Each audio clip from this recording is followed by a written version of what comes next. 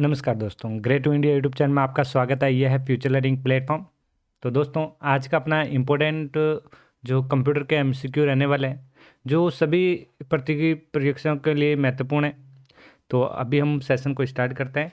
और सबसे पहला क्वेश्चन, तो देखिए सबसे पहला क्वेश्चन क्या कह रहा है कि एम एस वर्ड, ध्यान से इस क्वेश्चन को ध्यान से देखिए कि एम एस वर्ड 2010 के किस टैब में हेडर और फुटर विकल्प होता है। तो आपको यहाँ पे हेडर एंड फुटर विकल्प के बारे में पूछा है। ध्यान से, हेडर एंड फुटर विकल्प जो होता है वो कौन से टैब में होता है, तो आपको ध्यान रखना है वो होता है इंसर्ट टैब के अंदर। सही आंसर क्या रहेगा? ए। नेक्स्ट क्वेश्चन देखिए। नेक्स्ट क्वेश्चन का जल्दी से आंसर दीजिए कि इंकजेट प्रिंटर या बैंड प्रिंटर्स को वर्गीकृत किया है। जैसे बताइए, इंकजेट प्रिंटर और बैंड जो प्रिंटर को वर्गीकृत कर रखा है, तो ये किस प्रिंटर की कैटेगरी में आता है? तो ध्यान रखना है यहाँ पे सेकंड का सही आंसर क्या रहने वाला है दोस्तों। यहाँ पे करेक्टर प्रिंटर रहने वाला है। सही आंसर क्या रहेगा यहाँ पे? करेक्टर प्रिंटर जो होता है, जो इंकजेट प्रिंटर या बैंड प्रिंटर्स को वर्गीकृत किया गया है। ओके, तो यहाँ पे करेक्ट। कैसे, इसको समझने के लिए आपको ध्यान रखना है, प्रिंटर के बारे में आपको टॉपिक पूरा पता होना चाहिए। प्रिंटर प्रिंटर के बारे में पता होना चाहिए। तो प्रिंटर जो होता है टू टाइप की कैटेगरी है। प्रिंटर की जो कैटेगरी है टू टाइप की है। एक होता है इम्पैक्ट प्रिंटर, एक कौन सा होता है? Impact printer. और एक होता है नॉन इम्पैक्ट। इम्पैक्ट का मतलब है यहाँ पे जो भी प्रिंटर आवाज़ करते हैं, ज़्यादा जो शोर करते हैं, वो इम्पैक्ट प्रिंटर कहलाते हैं। और नॉन इम्पैक्ट प्रिंटर का मतलब है जो विदाउट नॉइस, जिसमें कोई साउंड वगैरह, आवाज़ वगैरह नहीं आती है, वो वाले जो प्रिंटर होते हैं वो कौन से प्रिंटर होते हैं? Non impact. तो यहाँ पे इम्पैक्ट प्रिंटर की कैटेगरी भी यहाँ पे दो भागों में डिवाइड है। जैसे इम्पैक्ट के अंदर क्या आता है? एक आता है करेक्टर प्रिंटर और एक प्रिंटर आता है लाइन प्रिंटर। अब करेक्टर के अंदर आपको यहाँ पे दो चीज़ ध्यान रखनी है। एक आता है डॉट मैट्रिक्स और एक आता है डेजी व्हील। ये ध्यान रखना है यहाँ पे। और लाइन प्रिंटर की बात करें, लाइन प्रिंटर में जो प्रिंटर आता है, एक आता है ड्रम और एक आता है चैन। ओके, इसी तरीके से नॉन इम्पैक्ट प्रिंटर की बात करें, नॉन इम्पैक्ट प्रिंटर की हम बात करते हैं। तो नॉन इम्पैक्ट प्रिंटर के अंदर जो कैटेगरी है, जो प्रिंटर आता है, सबसे पहला जो लेज़र प्रिंटर है। इसी के अंदर लेज़र प्रिंटर के बाद आपको ध्यान रखना एक थर्मल प्रिंटर होता है, जो एटीएम वाली मशीन में यूज होता है। और लास्ट एक और जो बचा है जिसको हम बोलते हैं इंकजेट प्रिंटर, जो इसका आंसर होगा। जैसे थर्मल और इंकजेट प्रिंटर जो दो होते हैं, ये करेक्टर की कैटेगरी में आता है। यहाँ पे करेक्टर प्रिंटर की, ये ध्यान रखना। ओके, करेक्टर प्रिंटर की कैटेगरी में कौन सा है? इंकजेट प्रिंटर भी आता है। Next, second number, third number question बताइए। मेल मर्ज, क्या लिखा है? मेल मर्ज निम्न में से किसका घटक है? तो जो मेल मर्ज जो फीचर्स है, ये किसका है? तो ये होता है एमएस वर्ड में होता है। तो वर्ड में जो भी फाइल आप क्रिएट करते हो उससे डॉक्यूमेंट बोलते हैं, ये ध्यान रखना है। ओके, और एक्सेल के अंदर आप इंपॉर्टेंट पॉइंट इसका एक्सटेंशन ध्यान रखें। लेटेस्ट एक्सटेंशन जो है ये है। ओके, नेक्स्ट, माइक्रोसॉफ्ट एक्सेल में डिफ़ॉल्ट चार्ट का प्रकार। डिफ़ॉल्ट चार्ट कौन सा होता है एमएस एक्सेल के अंदर? तो डिफ़ॉल्ट जो चार्ट होता है वो होता है कॉलम चार्ट। कौन सा चार्ट होता है? कॉलम चार्ट, जो डिफ़ॉल्ट चार्ट होता है। तो यहाँ पे हम कॉलम चार्ट, तो ये जो चार्ट होता है इस तरीके से चार्ट बनाया जाता है। ध्यान रखें, देखिए ये यहाँ पे इस तरीके से चार्ट बनेगा। जैसे यहाँ पे हम x मान लेते हैं, यहाँ y और यहाँ पे 0। और ये कॉलम चार्ट जो होता है इस तरीके से बनता है, ये ध्यान रखें। ये कॉलम चार्ट का एग्जाम्पल है। ओके, इसी तरीके से कॉलम और पाई चार्ट, ये पाई चार्ट हो गया, ये पाई चार्ट है यहाँ पे। और लाइन चार्ट जो लाइनोम बनेगा, तो इस तरीके से लाइन में आएगा। ओके, तो ये सभी चार्ट के बारे में ध्यान रखना है आपको। नेक्स्ट, माइक्रोसॉफ्ट वर्ड 2019 के डॉक्यूमेंट में पेस्ट संख्या डालना है, मतलब आपको पेज नंबर डालने के लिए पेज नंबर इंसर्ट करना है। वो कौन से टैब में होता है वो आपको यहाँ पे पता होना चाहिए। 2019 जो एमएस ऑफिस है उसके अकॉर्डिंग। तो यहाँ पे पेज नंबर का जो ऑप्शन है वो कहाँ पे मिलेगा? इंसर्ट टैब में ही मिलेगा, ध्यान रखें। सी ऑप्शन राइट होगा। माइक्रोसॉफ्ट पावर पॉइंट में एक पैराग्राफ नीचे जाने के लिए एक पैराग्राफ आपको क्या करना है, नीचे जाना है। यहाँ पे हो, एक पैराग्राफ नीचे जाने के लिए कौन सी की यहाँ पे प्रेस की जाएगी, तो वो आपको यहाँ पे पूछा गया है। तो यहाँ पे आप यदि कंट्रोल के साथ डाउन एरो यूज करोगे तो आप एक पैराग्राफ क्या होगा, नीचे चले जाओगे। कंट्रोल के साथ आपको डाउन एरो यूज करना है, यदि ऊपर जाना है तो कंट्रोल के साथ अप एरो जो यूज होता है, ये ध्यान रखें। एक्सेल 2003 में रॉ की संख्या, एक्सेल 2003 के अकॉर्डिंग आपको रॉ की संख्या बतानी है। तो 3 के अंदर जो रॉ की संख्या होती है 65,536, ये ध्यान रखना है यहाँ पे। ये जो होता है किसके अंदर, एक्सेल 2003 के अंदर। यदि कॉलम की जब बात की जाती है तो कॉलम कितने होते हैं, तो कॉलम उस समय 256 ही थे। और यदि आज के अकॉर्डिंग 2019 की बात करें या 2010 की बात करें, जो कॉलम है 16,384 ये कॉलम है, ये ध्यान रखना है। और यदि रॉ की हम बात करें तो 10, 48, 576 ये जो होती है रॉ होती है।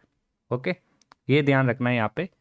एक्सेल 2003 और 2019, 16 जो भी है नया लेटेस्ट। ओके, 3 के बाद जो भी होता है वो इस तरीके से चलता है। नेक्स्ट, किसी सेल में किए गए कार्य को संशोधन करना क्या कहलाता है, तो संशोधन करना एक संपादित करना कहलाता है, ये ध्यान रखना। तो यहाँ पे कोई ऑप्शन एडिटिंग दे रखा है तो ये होगा नहीं, रेंज यहाँ पे होगी नहीं। रेंज जो होती है जैसे A3 से A6 ये रेंज कहलाती है, फिक्सिंग होगा नहीं। तो यहाँ पे सही ऑप्शन रहेगा डी, उपरोक्त में से कोई नहीं। और किसी सेल को संपादित संशोधन करना मतलब उसे संपादित करना होता है, जैसे एडिटिंग करना होता है। तो आप ये समझ सकते हैं, लेकिन ये आंसर यहाँ पे होगा नहीं, ये ध्यान रखें। ओके, सही ऑप्शन होगा यहाँ उपरोक्त में से कोई नहीं, एग्जाम में पूछा गया क्वेश्चन है। एक्सेल 2019 में वर्कबुक या फाइल का एक्सटेंशन क्या होता है, तो यहाँ पे .docx जो होता है ये 2003 के अंदर MS वर्ड का एक्सटेंशन है, MS वर्ड का। और ये जो है XLSX ये जो होता है लेटेस्ट एक्सेल का है। तो सही ऑप्शन क्या होगा यहाँ पे, डी ऑप्शन राइट हो जाएगा, डी ऑप्शन राइट हो जाएगा। यदि 2003 पूछता तो XLSC लगता, मतलब पीछे X नहीं लगता। ओके, तो ये जो होता है यहाँ तक ये जो दे रखा है ये 2003 के अंदर होता है। नेक्स्ट बताइए, माइक्रोसॉफ्ट पावर पॉइंट में save as dialog box open करने की शॉर्टकट की।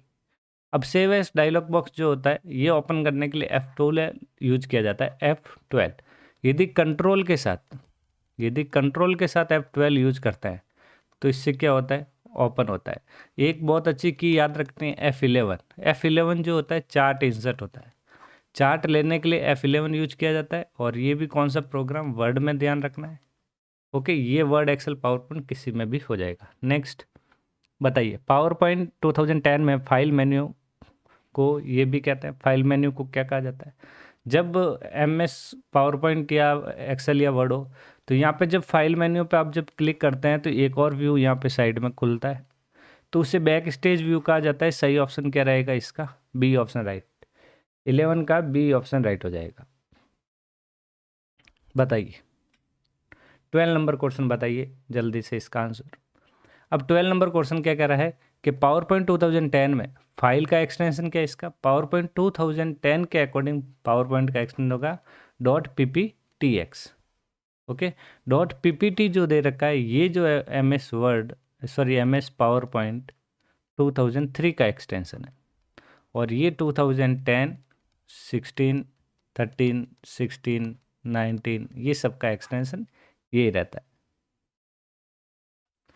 MS आउटलुक 2010 में निम्न में से होता है। तो आउटलुक में आप क्या कार्य कर सकते हो वो ध्यान होना है। आउटलुक में आप calendar, task manager, contact manager ये सभी होता है। तो उपरोक्त सभी यहाँ पे सही आंसर होगा, उपरोक्त सभी यहाँ पे सही आंसर होगा। दस्तावेज में हाइपरलिंक डालने की शॉर्टकट की, तो देखिए Ctrl+H किसकी होती है, ये रिप्लेस की होती है। यहाँ पे इंपॉर्टेंट एक पॉइंट, यदि फाइंड एंड रिप्लेस लिखा होता है साथ में तब Ctrl+H ही होगा, ये भी ध्यान रखना है। Ctrl+L ये अलाइन लेफ्ट की होती है, अलाइन लेफ्ट। और Ctrl+K जो होता है ये हाइपरलिंक का, हाइपरलिंक। और Ctrl+B जो होता है ये बोल्ड का होता है। ओके, यहाँ तक आपको ध्यान रखना है। नेक्स्ट, निम्नलिखित में से किसको व्यक्तिगत सूचना प्रबंधक के रूप में भी जाना जाता है। तो यहाँ पे पर्सनल जो व्यक्तिगत जो सूचना इन्फॉर्मेशन जो मैनेजमेंट किया जाता है, तो ये कौन सा सॉफ्टवेयर होता है, तो ध्यान रखें वो आउटलुक होता है। सही आंसर रहेगा यहाँ पे बी, माइक्रोसॉफ्ट आउटलुक। क्या होगा? माइक्रोसॉफ्ट आउटलुक यहाँ पे सही ऑप्शन होगा। माइक्रोसॉफ्ट ऑफिस पिक्चर मैनेजर से क्या से, तो माइक्रोसॉफ्ट का जो पिक्चर ऑफिस मैनेजर जो होता है ये क्या करता है, यहाँ ए ऑप्शन राइट होगा। मूल तस्वीर में प्रबंधन सॉफ्टवेयर होता है, ये एक एप्लीकेशन सॉफ्टवेयर होता है मूल, जिसमें आप कुछ भी फोटो का करेक्शन वगैरह आप कर सकते हो। एक छोटी सी तस्वीर जो एक प्रोग्राम फोल्डर या प्रोग्राम फंक्शन का प्रतिनिधित्व करती है। जब इन पर डबल क्लिक करते हैं, या इंपॉर्टेंट पॉइंट ध्यान रखें, डबल क्लिक किया जाता है तो उपयोगकर्ता उसे यूजर इंटरफेस में प्रदर्शित होता है। तो उससे क्या कहा जाता है? उससे कहा जाता है आइकन्स। क्या कहा जाता है? आइकन्स कहा जाता है, ये ध्यान रखें। ओके। और ये सिस्टम जो ट्रे होता है ये क्या करता है? प्रोग्राम जो होते हैं उसे बैकग्राउंड में जो होल्ड रखने का काम, बैकग्राउंड में होल्ड रखने का काम जो होता है वो सिस्टम ट्रे का होता है, ये भी ध्यान रखना है। कौन सी की का प्रयोग करने से फाइंड एंड रिप्लेस का विकल्प खुलता है? देखिए दोनों फाइंड एंड रिप्लेस जब पूछा जाता है तो कंट्रोल+H यहाँ पे राइट आंसर होगा। सही ऑप्शन यहाँ पे राइट होगा D. Control F only for ये फाइंड के लिए, ओनली फाइंड, ये ध्यान रखें, फाइंड के लिए होता है। कंट्रोल X कट के लिए हो गया, ये राइट अलाइन के लिए हो गया। Okay, right align. नेक्स्ट बताइए, विंडोज में किसी फाइल अथवा फोल्डर को स्थायी रूप से, मतलब यहाँ पे परमानेंटली आपको डिलीट करना है, उसके लिए आपको यहाँ पे शॉर्टकट की पूछी गई। तो परमानेंट डिलीट के लिए जो शॉर्टकट की यूज होती है वो शिफ्ट के साथ डिलीट यूज होती है, शिफ्ट डिलीट। और यहाँ पे भी शिफ्ट डिलीट है, लेकिन यहाँ स्पेस बार है, ये होगा नहीं। तो फिर यहाँ पे सही ऑप्शन कौन सा होगा? डिलीट वाला, shift plus delete plus enter. सही ऑप्शन क्या रहेगा? ए ऑप्शन राइट होगा। क्विक एक्सेस टूल बार, ध्यान रखें, क्विक एक्सेस जो टूल बार है, एक्सेस टूल बार कौन सा ऑप्शन उपलब्ध करवाता है?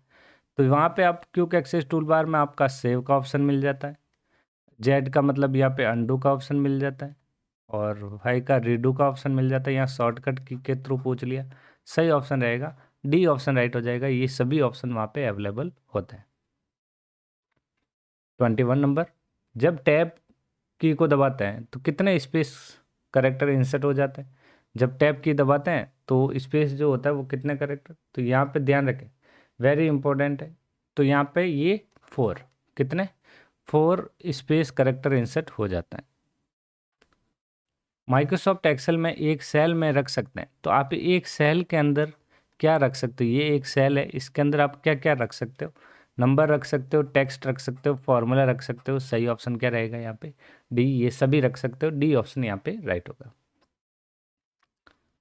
एमएस एक्सेल में सेल के कंटेंट की फॉर्मेटिंग के लिए, सेल के कंटेंट की फॉर्मेटिंग के लिए कौन सा ऑप्शन उपयोग में लिया जाता है? तो यहाँ पे फॉर्मेटिंग के लिए किसका यूज किया जाता है? टेक्स्ट के लिए किया जाता है। सही ऑप्शन क्या रहेगा? डी ऑप्शन यहाँ पे राइट हो जाएगा। क्या ऑप्शन राइट होगा? डी। क्योंकि यहाँ पे देखिए सेल के कंटेंट की फॉर्मेटिंग के लिए कौन सा ऑप्शन उपयोग में लाया जाता है? तो यहाँ पे टेक्स्ट ऑप्शन। यहाँ कोई फॉन्ट ग्रुप, एलिमेंट ग्रुप और क्लिपबोर्ड ग्रुप ये नहीं होता है। नेक्स्ट, एमएस एक्सेल में कौन सा चार्ट नहीं बना सकते? चार्ट कौन सा नहीं बना सकते वो पता होना चाहिए। तो पाई चार्ट होता है, एरिया चार्ट भी होता है, स्टॉक चार्ट भी होता है, कॉलम चार्ट भी होता है, बार चार्ट भी होता है, लाइन चार्ट भी होता है।